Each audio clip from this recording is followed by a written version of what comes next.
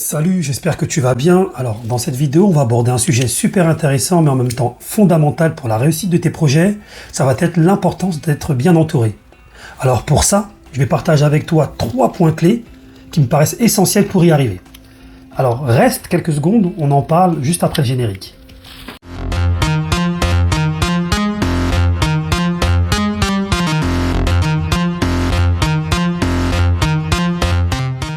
Alors, donc déjà, avant de rentrer dans le vif du sujet, en te parlant du premier des 3 points essentiels, alors, je vais commencer par me présenter en introduction, justement, pour que tu puisses mieux comprendre pourquoi je te parle, pourquoi je focalise sur ces 3 points clés-là, justement.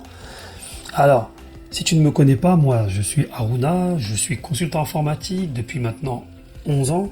Donc j'ai pu travailler chez différents clients, dans différents secteurs d'activité, que ce soit dans le B2B, dans la prestation de services en particulier, dans la presse, dans l'automobile, dans l'édition logicielle, et j'en oublie très certainement.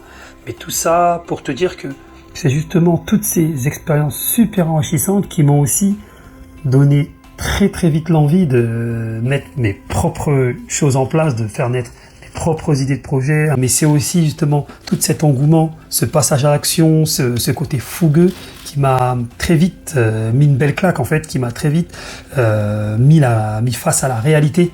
Et cette réalité n'a pas toujours été bonne à entendre au départ via de très très beaux échecs, justement des projets qui n'ont jamais abouti, des projets qui sont arrêtés en cours de route à cause de ma propre démotivation. J'ai compris par la suite que c'était à cause, en tout cas, que c'était en grande partie du fait que je m'étais pas, dès le départ de mon projet, je n'avais pas justement mis dans mon socle certaines choses fondamentales, je dirais même indissociables, au bon achèvement de mes projets. Et justement, ce sont ces 3 points dont je vais te parler tout de suite. Pour info, chaque point, justement, je vais les accompagner de propres expériences concrètes sur des projets concrets. Alors, le premier de nos 3 points, ça va être d'accepter, tu dois accepter d'avoir des compétences limitées. Je te l'accorde, ça peut paraître super paradoxal, venant d'une chaîne qui prône l'apprentissage et la montée en compétences. Mais justement, laisse-moi rentrer plus en détail sur cette phrase en te partageant en fait une expérience personnelle sur un projet personnel. Donc je vais agrémenter justement ce point avec mon expérience et pour que tu puisses vraiment avoir une idée de ce que j'ai pu en tirer en fait. Et pourquoi ce point me paraît vraiment clé à l'achèvement de tes projets. Alors, on va remonter à peu près 5-6 ans. C'était un de mes premiers projets, donc c'était la mise en place d'une boutique d'ameublement. Donc pourquoi une boutique d'ameublement ? Tout simplement parce que j'ai eu la chance d'accéder à un très gros catalogue de produits qu'une très grosse enseigne me laissait à disposition. Donc c'était ni plus ni moins que de l'affiliation. Donc pour ceux qui ne connaissent pas, peut-être que tu ne connais pas, je vais te l'expliquer, c'est tout simplement une boutique ou une enseigne qui me laisse utiliser ses produits, donc qui me laisse vendre ses produits et en faire la promotion. Et derrière, si un client, là pour le coup c'était sur mon propre site internet, était amené à acheter chez moi, donc sur la totalité du panier, je recevais un pourcentage. Voilà. Donc voilà comment ça marchait. Donc du coup, moi j'ai trouvé ça super. Je me suis dit, donc là en fait j'ai l'accès à des produits qui ne sont pas forcément les miens, donc j'ai pas d'achat-revente à faire, je n'ai pas de gestion de stock, etc. Et en plus de ça, cerise sur le gâteau, c'est que je sais faire un site internet, je sais monter un site internet. C'est bon, tout est ok, donc là on a rempli toutes les cases, on peut y aller. C'est ce que je pensais. Donc j'y vais.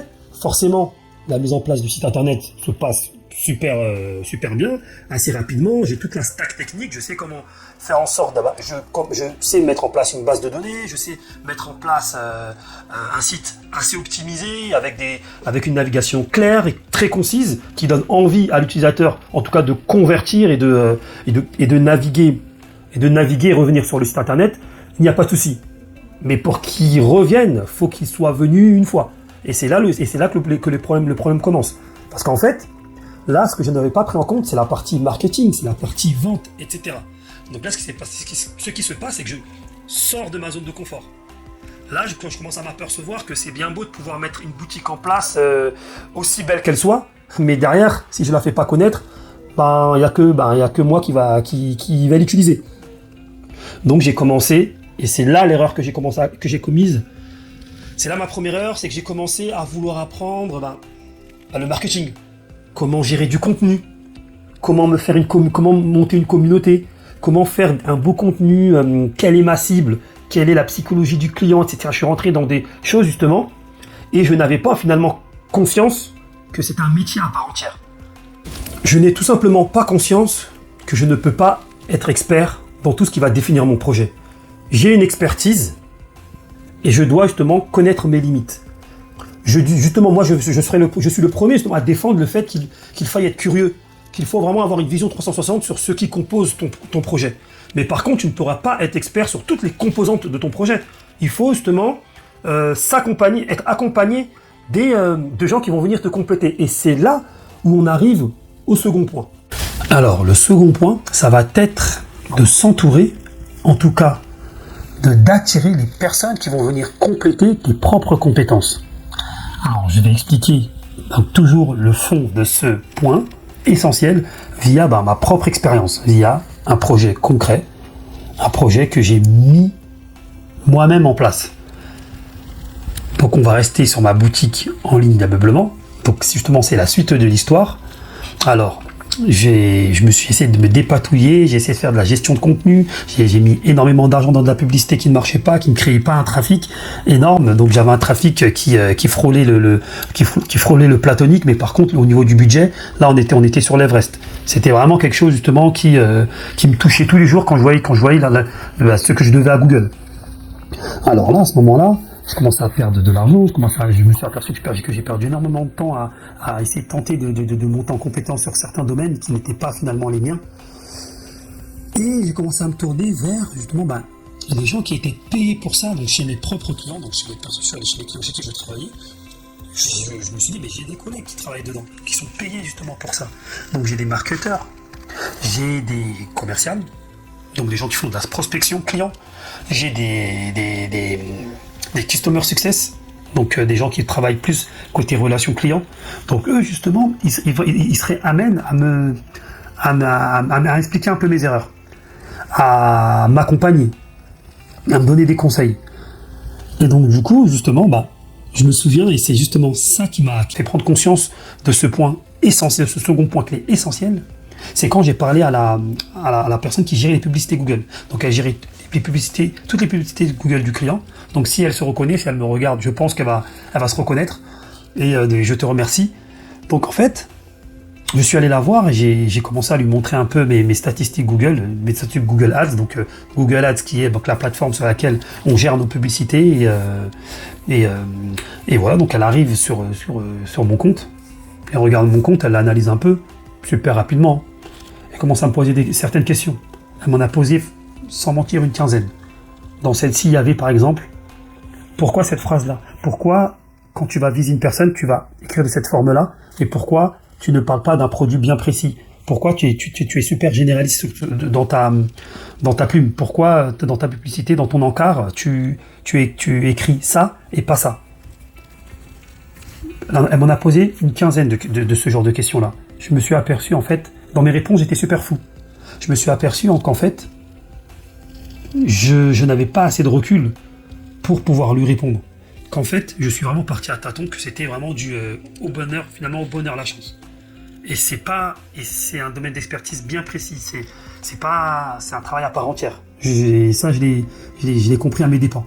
Je me suis aperçu qu'en fait, je faisais des choix qui collaient même pas forcément en fait finalement à ma cible, qui collaient même pas à ce que je vendais, soit des meubles, etc. Donc elle m'a vraiment ouvert les yeux. Et donc du coup c'était pareil sur la gestion de contenu, sur la partie marketing. La personne qui travaille dans le marketing, elle m'a expliqué certaines choses et j'étais à des années-lumière des choses qu'il fallait faire.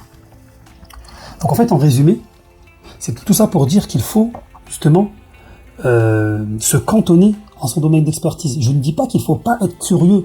C'est la base de l'entrepreneuriat. Il faut être curieux dans tout ce qui va définir votre projet. même si c'est pas votre domaine d'expertise, il faut quand même le comprendre. Il faut comprendre justement l'importance des choses qui vont définir votre projet. Mais ça ne veut pas dire qu'il faut être expert dans tout ce qui va justement définir votre projet. Vous ne pouvez pas être expert partout. Et c'est à ce moment-là qu'il faut bien prendre conscience de je suis bon où, quel est mon domaine d'expertise, à quel degré je vais pouvoir y mettre ma pierre à l'édifice dans ce projet-là, mais derrière maintenant, quelles sont les personnes qui vont venir justement m'accompagner, créer cette synergie qui va faire que le projet va poser sur des bases solides. Là, je vous ai pris l'exemple du marketing, de la partie commerciale, de la gestion de contenu pour attirer des clients via les réseaux sociaux, mais ça c'est pour mon projet à moi. C'est pas forcément ce sur quoi il faut se concentrer. Mais en tout cas, sur mon projet à moi de boutique en ligne, c'était de ça dont j'avais besoin. Et c'était de ces experts-là dont j'avais besoin. Pour toi, ton projet à toi, ça sera peut-être d'autres choses. Mais en tout cas, à partir du moment que tu sens que tu sors de ta zone de confort, comment savoir si ton degré de curiosité, si à un moment donné, il dépasse pas un peu trop la limite, et si tu n'es pas en train d'essayer de t'auto-proclamer expert sur quelque chose que tu ne maîtrises pas forcément et qui est super important. Donc voilà. Donc, le premier point clé, c'était accepte d'avoir des compétences limitées. Ensuite, justement, tu pourras appréhender le second point clé qui est d'aller voir les bonnes personnes pour le bon fonctionnement, le bon achèvement de tes projets, parce qu'ils vont t'accompagner, te conseiller. Et je dis pas te faire de la prestation de service, un peu comme les 5 euros, les Fiverr, tu peux me dire qu'il y a ce genre de site-là. Mais eux, ils vont juste te créer des tâches, ils ne vont pas te conseiller. Eux, ils vont te produire quelque chose, ils ne vont pas te conseiller dans ta stratégie. Voilà. Donc, entoure-toi de gens qui vont t'accompagner, te conseiller vraiment sur les stratégies à avoir dans les domaines que tu ne maîtrises pas forcément. Et justement, on va passer au troisième point. Alors, nous arrivons au troisième et dernier point clé de cette vidéo.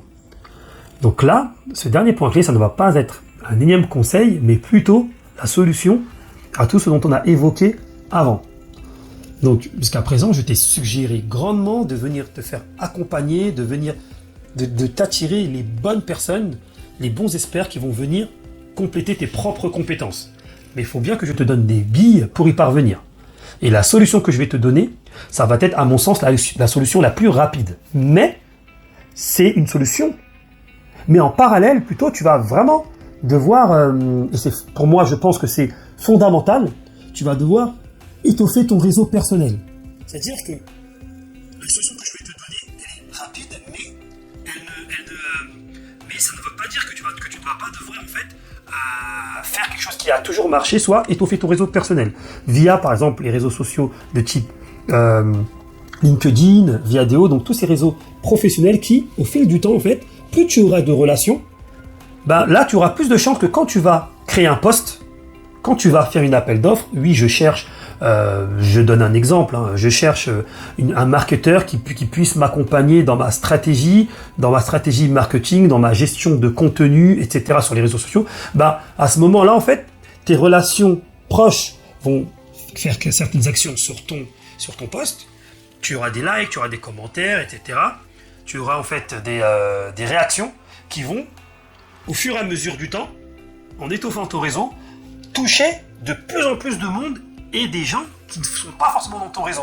Et tu vas avoir plus de chances de toucher la bonne personne. Une personne peut-être disponible, un marketeur disponible qui va venir directement te contacter en message privé. Voilà. Donc voilà. Donc forcément, se faire un réseau, ça prend du temps, mais faut le faire. Passons maintenant à la solution rapide, celle que je te suggère de faire, tout en négligeant surtout pas ton propre réseau, d'étoffer ton propre réseau. Donc en fait, cette solution-là, ça va être en fait des plateformes de mise en relation entre mentor et mentoré. Donc je suis arrivé à ce résultat quand j'ai commencé moi-même en fonction de mes besoins, à avoir besoin d'un expert, d'une personne bien précise, et je n'en avais pas autour de moi, et j'en avais besoin rapidement. J'ai commencé à regarder sur Internet, j'ai commencé à regarder s'il n'y avait pas des sites français qui me le proposaient, donc là ça remonte maintenant à peu près 4 ans. Je n'ai rien trouvé en France. Et par contre, quand j'ai commencé à ouvrir mes champs, à regarder outre-Atlantique aux États-Unis, j'ai commencé à en trouver des sites qui proposaient justement des plateformes de mise en relation entre mentor et mentoré. Parce qu'aux États-Unis, depuis bien longtemps, la culture du mentorat est super ancrée. Donc le mentorat, en fait, c'est voilà, ça peut être l'accompagnement d'une personne qui a beaucoup plus d'expérience que toi et qui va venir justement partager son expérience, ses compétences, qui va venir te parler même de ses propres erreurs pour t'éviter de les faire. Et en fait, ça va accélérer toi, ça va t'accélérer dans tes stratégies, ça va t'accélérer dans tes actions. Tu vas faire des actions qui vont peut-être te faire gagner énormément de temps en fait. Du fait que tu ne vas pas forcément faire les mêmes erreurs que ce mentor-là, parce qu'il les a déjà faites. Et il va venir en fait te mettre sur le bon chemin, en fonction de ton besoin et de où est-ce que tu veux aller. Il va t'écouter, comprendre ce que tu veux faire, ton projet, il va venir t'accompagner. Donc il y avait déjà des sites qui le faisaient. Donc il y en a 2 en particulier, ce sont des sites anglophones. Donc on a Growth Mentor et Mentor Cruise. D'ailleurs, Mentor Cruise, ce que j'ai bien aimé sur ce site-là, c'est qu'il a été développé par un développeur qui a voulu, un peu comme moi, en fait, c'est un développeur qui était solopreneur, donc il avait son travail et à côté, il a développé ce site-là. Et ça a pris de l'ampleur parce que, pour le coup, le besoin, il est énorme. Par contre, ce sont des sites anglophones. Donc, il faut quand même comprendre, il faut quand même que tu puisses parler avoir une aisance dans la compréhension de l'anglais. Mais ce n'est pas un souci, parce que justement, pour les personnes qui ne sont pas forcément à l'aise avec l'anglais, ça peut être possible. Donc, nous sommes en train de développer une plateforme de mise en relation entre mentor et mentoré. Je dis nous, parce que cette fois-ci, je ne fais pas l'erreur et je suis accompagné des personnes qui sont hors de mon scope technique. Donc voilà, et qui viennent m'aider à mettre en place cette plateforme-là, donc de mise en relation entre mentor francophone cette fois-ci et mentoré, donc des gens comme toi et comme moi qui veulent être accompagnés dans un domaine bien précis, un domaine d'expertise pour peut-être ton projet personnel. Et donc du coup, nous t'invitons grandement à y accéder. Donc là actuellement, tu tomberas sur une landing page, donc mentorgetter.com.